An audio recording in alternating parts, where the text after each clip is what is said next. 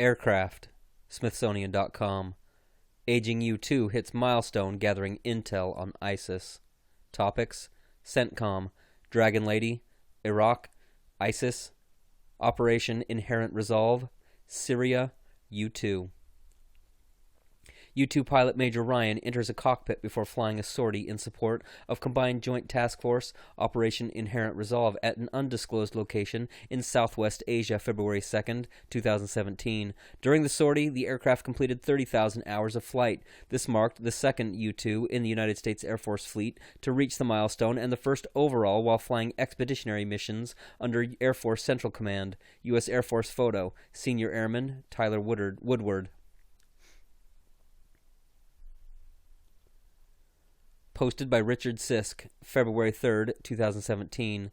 A 48-year-old U-2 Dragon Lady spy plane reached a milestone, 30,000 hours of flight time, while flying a mission to gather intelligence on ISIS, U.S. Central Command said Thursday. A release from the 380th Air Expeditionary Wing said that a U-2, flown by a pilot identified only as Major Ryan, hit the 30,000-hour mark while collecting critical, real-time information to give commanders the decisional advantage against the Islamic State of Iraq and Syria.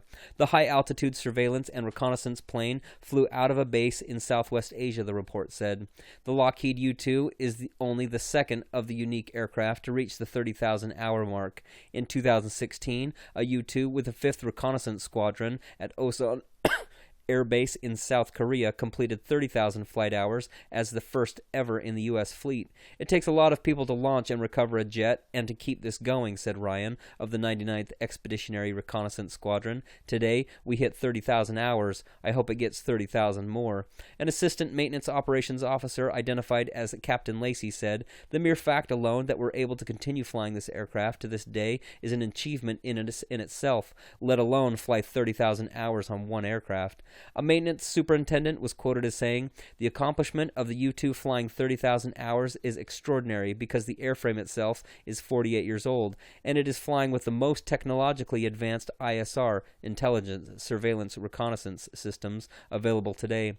With a thin fuselage and 80-foot wings, the U-2 was developed during the Cold War for photo reconnaissance against the Soviet Union.